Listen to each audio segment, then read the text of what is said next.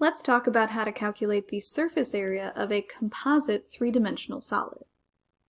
Composite, remember from earlier lessons in this unit where we learned how to calculate the area of a composite two-dimensional figure.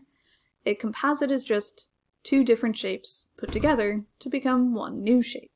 We don't have a formula for this weird L-shaped prism thing that we see on the screen right now, but we could break it into more manageable pieces that we do have formulas for. Remember that the surface area of any solid is just the sum of the areas of all of its faces. So instead of using a certain formula to calculate the area of this composite, we're just going to break it into more manageable pieces. For example, I see three faces that are just a 10 by 10 square. So each of those three faces counts for 10 squared, or 100 square inches. How could we calculate the length of this rectangle right here? Well, I know that one of its side lengths is 10, but how do I figure out its other side length? Well, I know that the entire length of this prism is 32 inches, and part of it is 10. So I can just subtract 32 and 10 and find out that that measurement must be 22. So that rectangle must be 220 square inches by multiplying 10 and 22. I could also multiply 10 and 32 to figure out the area of the bottom face, the one that it's sitting on. And I can multiply 10 and 20 to figure out the area of this side face on the left. The last thing I would need to calculate the area of is each of the L-shaped faces. There's one in the front and one in the back. And I can break that into two different pieces. And there's a lot of ways to do it. The way that I'm going to do it is to break it into a vertical piece that's 10 by 20. And a horizontal piece that's 10 by 22. You could also break it into a 10 by 10 piece on top and a 32 by 10 piece on the bottom.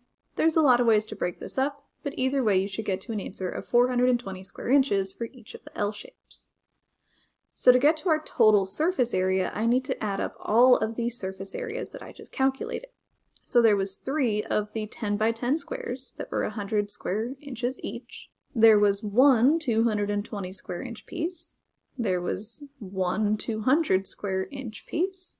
There was one 320 square inch piece. And there was 2 of the L-shaped 420 pieces. So if I add all of those measurements together, I get to a grand total of 1,880 square inches for the surface area of this composite. Let's try another one. Again, our goal is just to break this shape into more manageable pieces, because we don't really have a formula for the pentagonal prism that we're looking at right now. So the easiest way to do it is to just calculate the areas that we do have formulas for. For example, I see 3 different faces that are just a 12 by 12 square. I have this square on the back left, this square on the bottom that it's sitting on, and this square on the right. So each of these 3 squares accounts for 144 square meters. Now let's calculate the area of each of these pentagonal faces, one in the front and one in the back. The easiest way to find these areas is to break it into 2 different shapes. I see a triangle on top and a square on bottom. So this square is like the other squares that we already calculated. It's 12 by 12, or 144. But where did I get this height of 3? Well, if the entire prism is 15 meters high, and the square accounts for 12 meters of that, then the leftover must be 3. So I can calculate the area of this triangle using 1/2 times the base times the height. So the area of each of these pentagonal faces on the front and the back must be equal to 12 squared, that's the square part, plus 1/2 times 12 times 3, that's the triangle part, for a total of 162 square meters. The last thing that we need to calculate the area of are the roof, basically, the rectangles that are here on top. And I know that one of its sides is 12 meters long, but what I don't know is the other side. That would be the side of this triangle. So breaking down just the part of that diagram that we need, I see that I have a 3 by 6 right triangle. So I can say that 3 squared plus 6 squared is equal to c squared. So C would be approximately 6.7 meters long. So each of these top faces would have to be 12 by 6.7, or 80.4 square meters. So let's add up our total surface area. We have 3 faces that were 12 by 12, or 144. We had 2 faces that were 162, those were the pentagons on front and back, and we had 2 faces that were 80.4. So the total surface area of this composite figure is 916.8 square meters. Our next composite is pretty clearly a combination of a cone on top and a cylinder on the bottom. And we have formulas for each of those, so it would be easier to just break this into the cone's area and the cylinder's area. So let's calculate the area of the cone. But I don't need the entire area of the cone, because not all of it is on the surface.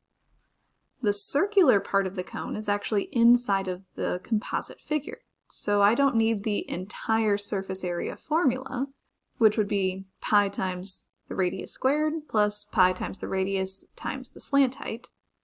Remember what each part of this formula is telling us. Pi times r squared, that's the area of the circle. And pi times the radius times the slant height is telling us the area of the sector that wraps around the circle to make the cone. So I don't need the circle part. I only need the sector. So the area of the cone for this composite would be about 47.1 square centimeters. And we'll have to do something similar for the cylinder, because I only need one of the bases, not both. One of the bases is on the outside of the shape, but the other base, just like the cone, that circle is on the inside of the shape and therefore doesn't count as a surface. So when I'm looking at my area of a cylinder formula, it's usually 2 pi r squared plus 2 pi r times h. So this part is the part that wraps around. It's actually a rectangle if you unroll it. That's all this part is. But this part is usually 2 pi times r squared because it's accounting for 2 bases. This time there's no 2 here because I don't want 2 bases, I only want 1. Simplifying that, we get about 103.7 square centimeters, so the total surface area of this composite would be about 150.8 square centimeters. So be really careful with composite figures like this one. Make sure that you're only counting the parts that are on the outside of the shape. It might require you to adapt the original formula. And that's all you need to know about calculating the surface area of composite figures. In our next lesson, we'll be moving on to learning how to calculate volume.